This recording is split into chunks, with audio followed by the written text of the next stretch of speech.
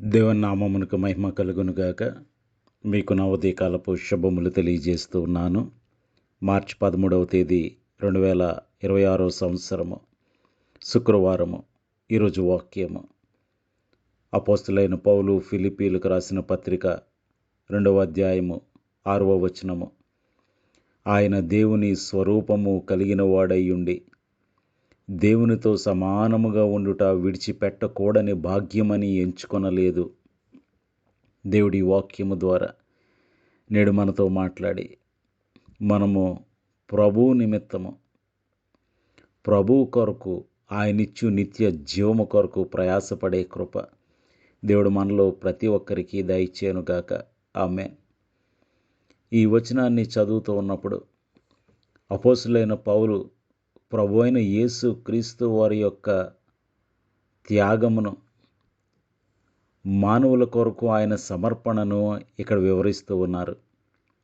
చూడండి, యేసు క్రీస్తు ప్రభువారు దేవుని స్వరూపము కలిగిన వాడై ఉన్నాడు. దేవునితో సమానముగా ఉన్నాడు. కానీ నీ కొరకు, నా కొరకు, సర్వ మానవాళి కొరకు, కులమత ప్రాంతాలకు అతీతంగా ఆయన దేవునితో సమానముగా ఉండుట విడిచిపెట్టకూడని భాగ్యమని ఎంచుకోలేదు. ఆయన విడిచిపెట్టేశాడు.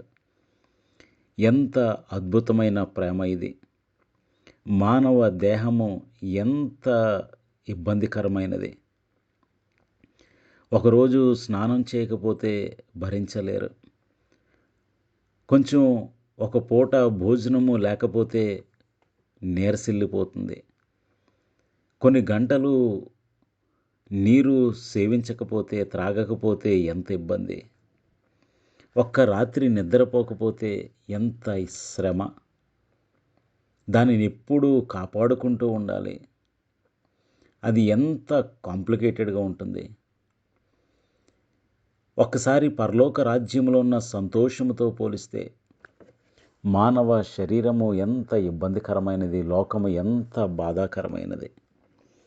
అయితే దేవుడు తండ్రితో సమానముగా ఉండుట విడిచిపెట్టకూడని భాగ్యము అని ఎంచుకోలేదు. ఆయన విడిచిపెట్టేశాడు. ప్రియ సహోదరుడా, సహోదరి, ప్రభు అయిన యేసు నీ కొరకు, నా కొరకు దేవుని స్వరూపాన్ని విడిచిపెట్టాడు. దేవునితో సమానముగా ఉండుట విడిచిపెట్టారు. పరలోకమును విడిచిపెట్టారు. తండ్రి సన్నిధిని, సంతోషాన్ని విడిచిపెట్టారు. దేవదూతల ఆ సహవాసాన్ని విడిచిపెట్టారు. సమస్తమును విడిచిపెట్టి నీ కొరకు, నా కొరకు రిక్తునిగా మారాడు. ప్రియ సహోదరుడా, సహోదరి, యేసు క్రీస్తు ప్రభువారు నీ కొరకు ఇంత ఘనమైన త్యాగము చేయగా, ఇంత సంతోషమును విడిచిపెట్టగా, తండ్రి అయిన దేవుడు కూడా తన ఏకైక కుమారుని నీ కొరకు, నా కొరకు విడిచిపెట్టాడు. దేవుడు లోకముని ఎంతో ప్రేమించెను కాగా తన అద్వితీయ కుమారునిగా పుట్టిన వాని యందు విశ్వాసముంచు ప్రతివాడును నశింపక నిత్య జీవం పొందునట్లు ఆయనను అనుగ్రహించెను. ఆయన విడిచిపెట్టడం మాత్రమే కాదండి, నీ కొరకు, నా కొరకు తన సొంత కుమారుని సిలువలో నలుగగొట్టారు. అతనిని నలుగగొట్టుట యెహోవాకు ఇష్టమాయెను అని యెషయా గ్రంథం 53వ అధ్యాయంలో రాయబడింది. మరి తండ్రి అయిన దేవుడు తన కుమారుని విడిచిపెడితే, కుమారుడైన ప్రభు తండ్రిని విడిచిపెడితే, ప్రియ సహోదరుడా, సహోదరి, ఇంకా పాపాన్ని విడిచిపెట్టలేకపోతూ ఉన్నావా? పితృపారంపర్యచర్యమైన వ్యర్థ ప్రవర్తనను విడిచిపెట్టలేకపోతున్నామా? లోకాన్ని విడిచిపెట్టలేకపోతున్నామా? అపవిత్ర స్వభావాన్ని విడిచిపెట్టలేకపోతున్నామా? ఆ చిన్న బలహీనతను విడిచిపెట్టలేకపోతున్నామా? చూడండి, ధనాశను విడిచిపెట్టలేకపోతున్నావా? ప్రియ సహోదరుడా, సహోదరి, ప్రభువు నీ కొరకు ఇన్ని విడిచిపెట్టగా నీవు పాప స్వభావాన్ని, ఆ సహోదరునిపై, సహోదరిపై ఉన్న కోపాన్ని, ద్వేషాన్ని, క్షమించలేని మనసును విడిచిపెట్టలేకపోతూ ఉన్నావా? ఒక తల్లిదండ్రులకు 5 పిల్లలున్నారు. అయితే వారు బహు పేదరికంలో ఉన్నారు. ఎవరో ఒకరిని వేరొకరికి దత్తత ఇచ్చేస్తే వారికి కొంత వెసులుబాటు కలుగుతుంది. ఒక్కరినైనా ఇచ్చేద్దాం, మనం సరిగా పోషించలేకపోతున్నాం కదా, ఇబ్బంది పడుతున్నాం అని వారు అనుకున్నారు. అయితే ఎవరో ఒకరిని ఇవ్వాలని వారు అనుకున్నప్పుడు పిల్లలందరూ నిద్రపోతూ ఉన్నారు. తల్లిదండ్రులు ఎవరినివ్వాలా అని ఎంతగానో తలమునకలుగా ఆలోచిస్తూ ఉన్నారు. పిల్లలందరూ నిద్రపోయాక తల్లిదండ్రులిద్దరూ మాట్లాడుకుంటూ ఉన్నారు. పెద్దవాడిని ఇచ్చేద్దామా అని అనుకున్నారు. వెంటనే వాడే కదా మనకు మొట్టమొదటి కుమారుడు, వాడు పుట్టినప్పుడు ఎంత సంతోషించాం. వాడే మన మొదట జ్యేష్ఠపుత్రుడు కదా, వానిని ఎలా ఇచ్చేస్తాం అనుకున్నారు. ఇక రెండవ వాణిని ఇచ్చేద్దాం అనుకున్నప్పుడు భార్య అన్నది, అచ్చం వాడు మీలానే ఉంటాడండి, వాడి మాట తీరు, వాడి ప్రవర్తన, వాడి నడక, వాడి పనులన్నీ మీలానే ఉంటాయి, వాడిని ఎలా ఇచ్చేస్తాం అంది భార్య. ఇక మూడో వాడిని ఇచ్చేద్దాం అనుకున్నారు. కానీ ఈలోపు భర్త అన్నాడు, ఐదుగురిలో వాడే నీరసంగా ఉంటాడు, కొంచెం బలహీనంగా ఉంటాడు, వాడినే కదా మనం ప్రేమగా చూసుకోవాలి. వాళ్ళు మనం చూసుకున్నంత ప్రేమగా చూసుకుంటారో చూసుకోరో, మొదట్లో ప్రేమగా ఉన్న తర్వాత వాడుకున్న కొంచెం ఇబ్బందిని బట్టి వాడిని సరిగా చూసుకోలేరేమో అని అనుకున్నారు. ఇక నాలుగో వాడిని ఇచ్చేద్దాం అనుకున్నప్పుడు భర్త అన్నాడు, అచ్చం నీ రూపంలోనే ఉంటాడు, వాడు చక్కని రూపం, వాడిని ఎలా ఇస్తాం, వాడిని ఇవ్వకూడదు, వాడిని ఇవ్వలేము అన్నాడు. ఇక చివరి వాడిని ఇచ్చేద్దాం అనుకుంటే వాడు అందరికంటే చిన్నోడు, ఇంకా లోకం తెలియనివాడు, పసివాడు, వాడిని ఎలా ఇస్తాం అనుకున్నారు. ఈ విధంగా వారు ముచ్చటించుకున్నాక ఎంత కష్టమైన, శ్రమైన, బాధైనా నేను పడతాను, మనం పడదాం, భరిద్దాం, మన పిల్లలను మనమే పెంచుకుందాం అనే నిర్ణయానికి వచ్చి దేవునిపై భారం వేసి ఆ రాత్రి నిద్రపోయారు.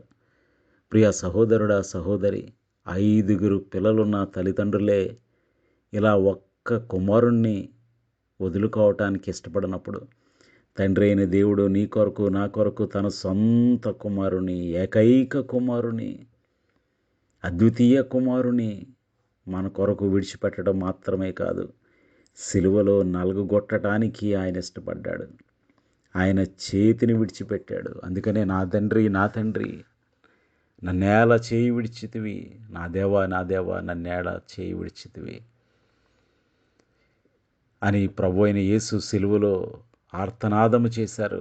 ప్రియ సహోదరుడా, సహోదరి, ఇంకా పాపాన్ని విడిచిపెట్టలేకపోతూ ఉన్నావా?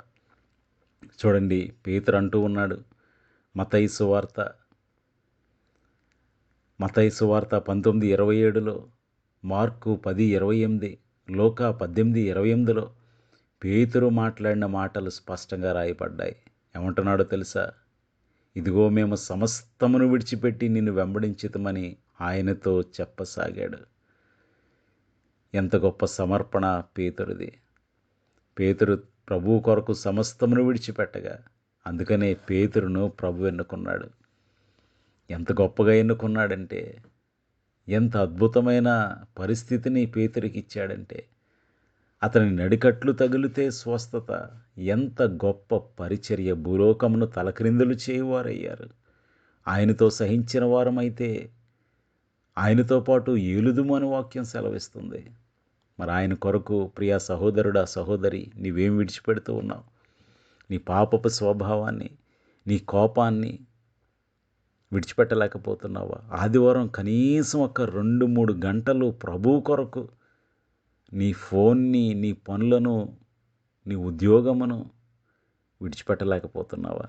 నేను బిజీ అండి, చాలా బిజీ. ఎంత విచారం. నీకు ఉద్యోగం ఇచ్చింది, జీతం ఇస్తున్నది, పోషిస్తున్నది, ఉద్యోగమును చేసుకునే జ్ఞానము, బలము, సామర్థ్యము, అనుకూలత ప్రభువే కదా. మరి అంతగా ప్రేమించిన ప్రభువును నీ కొరకు సమస్తమును విడిచిపెట్టి దాసుని స్వరూపమును దాల్చి రిక్తునిగా చేసుకుని సిలువలో నీ కొరకు వేలాడిన ప్రభు కొరకు నీవు పాపాన్ని విడిచిపెట్టలేకపోతున్నావా?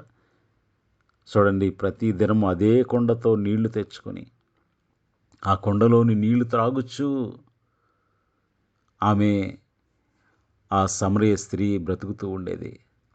కానీ ఎప్పుడైతే ప్రభువు కనపడ్డాడో, ప్రభువు మాట్లాడారో, యోహాను సువార్త 4:28లో ఆ స్త్రీ తన కుండను విడిచిపెట్టి ఊరిలోనికి వెళ్ళింది. ఇంతకాలం ఊరికి దూరంగా ఉంది, కుండను పట్టుకుంది. అంటే మట్టి కుండ శారీరక స్వభావము, అపవిత్ర స్వభావము, ప్రేమను పొందుకోవాలన్న తపనతో ఏం చేస్తుందో, ఎవరితో ఉంటుందో, ఎంత భయంకరంగా ప్రవర్తిస్తూ ఉందో, ఎంత విచారకరమైన పరిస్థితులు ఆముందో ఇంతకాలం పట్టించుకోలేదు. కానీ ప్రభు ప్రేమగల మాటలు విన్నప్పుడు ఆమె తన కుండను, తన పాప స్వభావాన్ని, తన శారీరక స్వభావాన్ని విడిచిపెట్టింది. ప్రియ సహోదరుడా, సహోదరి, మరి ప్రభువు నీ కొరకు చనిపోయాడన్న సత్యం నీకు తెలుసు.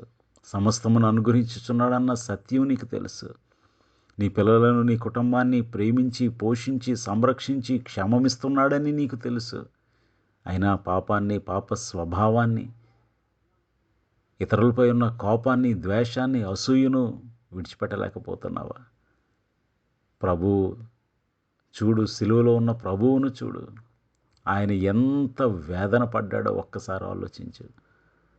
ప్రభు కొరకు నీవేం విడిచిపెడుతున్నావు? ప్రార్థన చేసుకుందాం. సర్వోన్నతుడును సర్వశక్తివంతుడు అయిన మా ప్రియ పరలోకపు తండ్రి, జీవం గల దేవ, తండ్రితో సమానంగా ఉండుట విడిచిపెట్టకూడని భాగ్యమని మీరు ఎంచుకోలేదు, కానీ విడిచిపెట్టేశారు ప్రభువా. దాసుని స్వరూపమును దాల్చుకున్నారు, నిన్ను నీవే రిక్తునిగా చేసుకున్నారు. ఎంత గొప్ప సమర్పణ నీది ప్రభువా.